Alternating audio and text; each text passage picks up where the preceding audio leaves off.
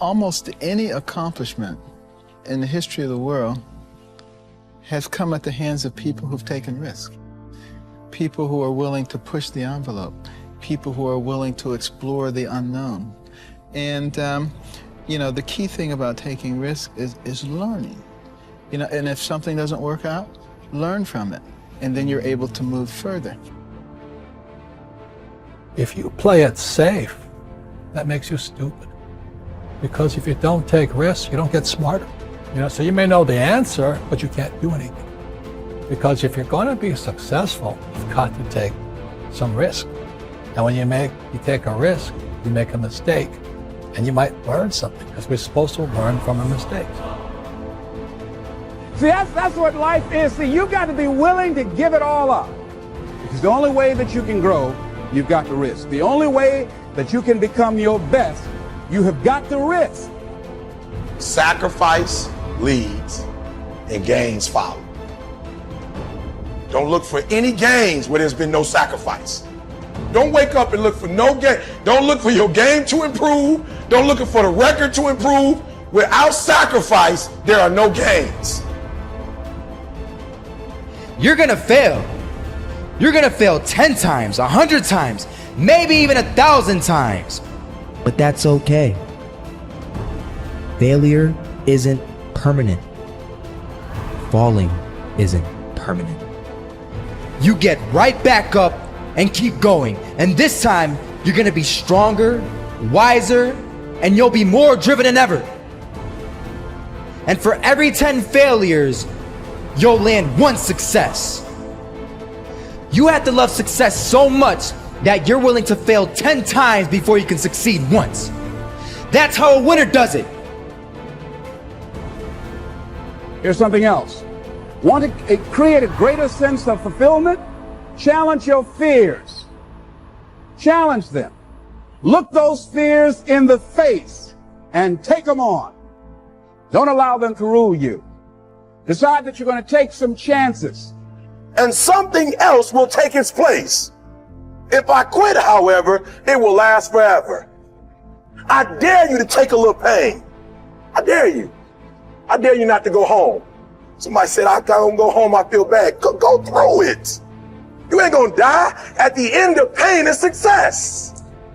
You've got to be willing to risk. If you're not willing to risk, you can't grow in life.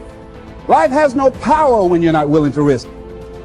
It's that to laugh is to risk appearing the fool. To weep is to risk appearing sentimental. To reach out for another is to risk involvement. To expose feelings is to risk exposing your true self.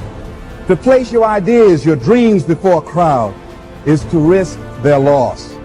To love is to risk not being loved in return. To live is to risk dying. To hope is to risk despair. To try is to risk failure. But risk must be taken, because the greatest hazard in life is to risk nothing. The person who risks nothing, does nothing, has nothing, is nothing. They may avoid suffering and sorrow, but they cannot learn, feel, change, grow, love, and live. Chained by their certitudes, they are a slave. They have forfeited their freedom. Only a person who risks is free.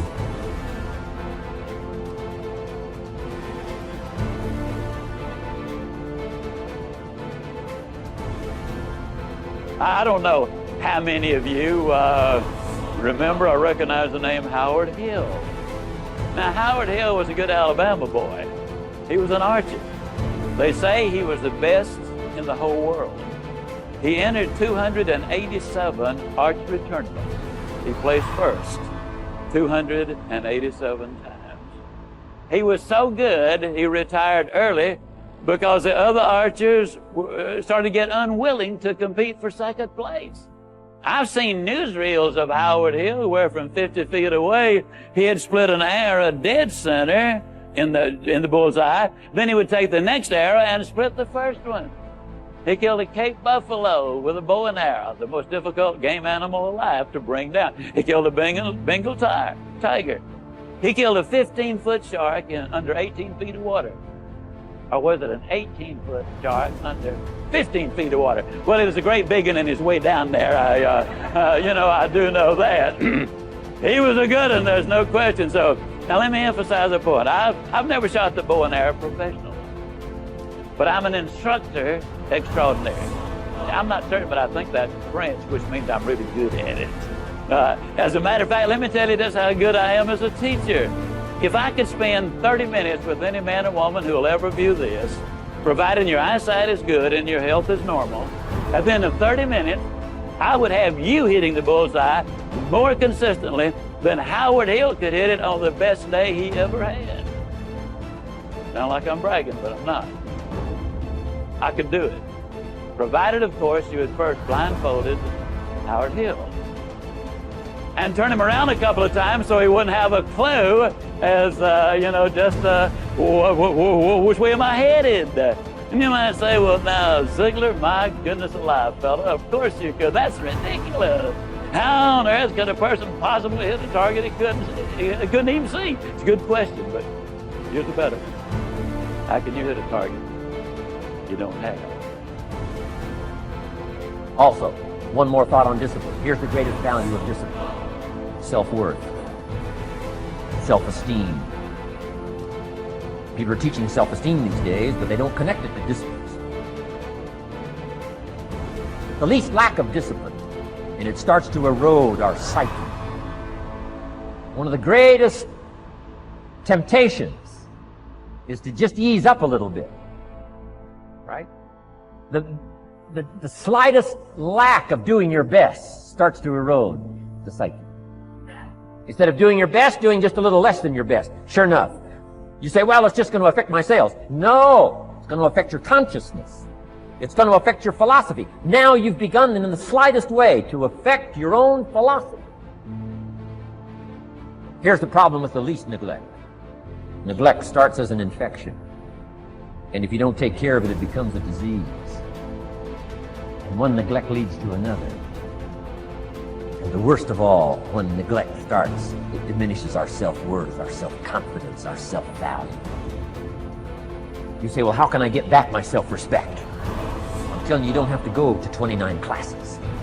All you have to do is start the smallest discipline that now corresponds to your own philosophy, like I should, and I could, and I will. No longer will I let neglect stack up on me so that I will have the sorry scenario 6 years from now, giving some excuse instead of celebrating my progress. That's the key to this. Okay? Let's get kids involved in the least of disciplines. One more, and then one more, and then another one, and then another one, and then some more. And the first thing you know, you're starting to weave the tapestry of a disciplined life into which you can pour more wisdom and more attitude and more strong feeling, more faith and more courage. Now you've got something, a vessel in which to put it. And now the equities start to flow. And the early return, I'm telling you, if you'll start this process, the early return will have you so excited. You'll commit yourself to this strategy for the rest of your life. You'll never go back to the old ways. Join a new crowd. Join a new group. The disciplines to take action. You want to make your dream come true, you got to stay focused. Some people rather get even than get ahead. Stay focused on where you want to go.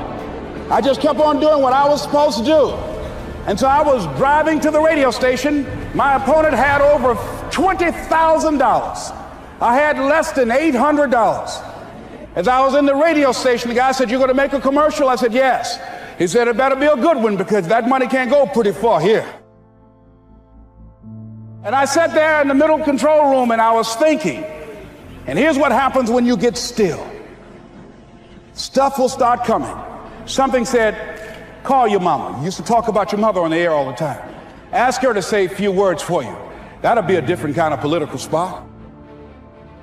So I called my mama, and I had a gospel record playing in the background. And then I had my mother say, "Hello, this is Mrs. Mamie Brown. When I raised my sons, I raised them to be good children. When they got out of hand, I beat their behind and made them go right. Please vote for my son. He's a good boy." Usually in the state representative race, maybe 3,000 or 4,000 people will come out to vote in a primary. In that primary race, over 27,000 people came out and voted and said, I'm voting for Les Brown because his mama said he's a good boy. I won, ladies and gentlemen. I won.